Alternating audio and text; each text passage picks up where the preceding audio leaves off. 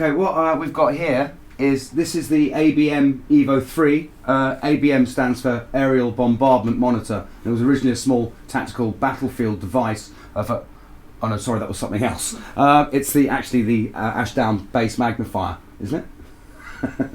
And it's called the Evo 3 because after Evo stick, because it really does glue your sound together. No, the Evo's for evolution apparently, and this is the third one. And it's a perfect thing for smaller gigs. It's what I use. Not that I do smaller gigs, obviously. Let's go through some of the features. What you basically have is an input, which is where you plug your bass in, which is here, which can be set to active or passive, obviously depending on whether your bass has batteries. Passive ones obviously as well tend to have too many knobs. You can set it to, and it has a flat or shaped setting. This kind of scoops out the middle, much like you do with a tub of ice cream when you first open it. And after that, it has a set of really, really good, comprehensive, simple rotary EQ controls. And there's also a 4-band graphic which goes from 180 Hz and 380 Hz through to 1.3 kHz and 2.6 kHz, like a screaming waitress, if you like. That's all quite straightforward. I would have thought there's a valve drive, which is great if you want a bit of drive or grunge to your sound, which comes in and out. You can sweep from just like a little bit of bite all the way up to something really quite nasty. You can have your EQ in or out, which is quite nice, obviously. There's a great compressor. This is a newer edition, something I find very handy. Quite a nice heavy stomp box type compression. And one of the unique features, you only get this with Ashdown, is the sub-harmonics. This is almost like, it's like a subtle octave pedal, but if you just have a little bit of that in, it gives you a really nice bit of bigness and fatness to your sound, you know. And of course you have a DI here, which is great. This is very handy, saves having that box, doesn't it? And you can have pre or post EQ, and of course an output mute. And then last, but by no means least, your output. All right, let's take this puppy around the block, shall we? See what she can do. First off, you just plug in straight away, flat.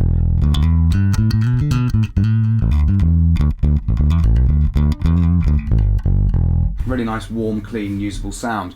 From that, you can add your scoop, which I like, slightly more nasal, punchy, a lot more present. And then let's put the EQ in.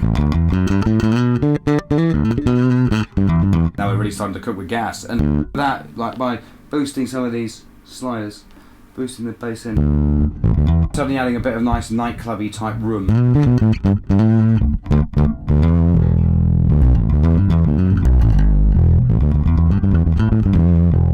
And then you get a nice MIDI honk there.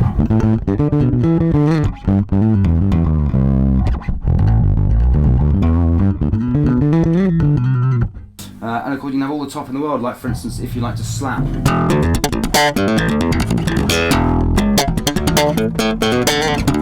Which I don't, but there it is. And then of course you've got your valve, your 12AX7, and this just drives your input.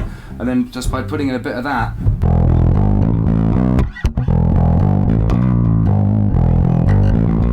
starting to enter the world of rock, and you can drive that as much as you want.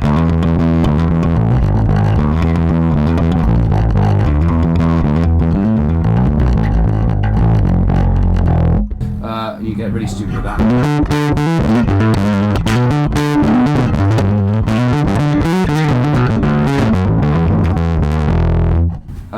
Again, something I don't use much. And then the thing I do love is you can bring in for more of a sort of nice, warm, fretlessy, synthy sound,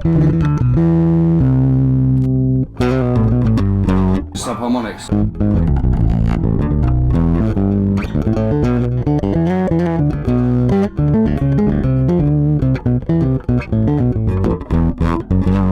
If you take that all the way up, then you can sound like a particularly tall Welshman.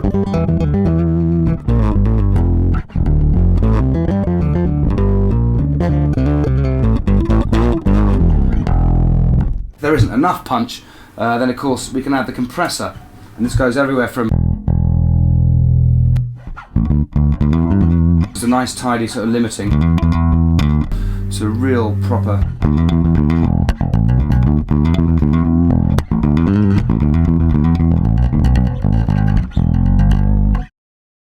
And there she is.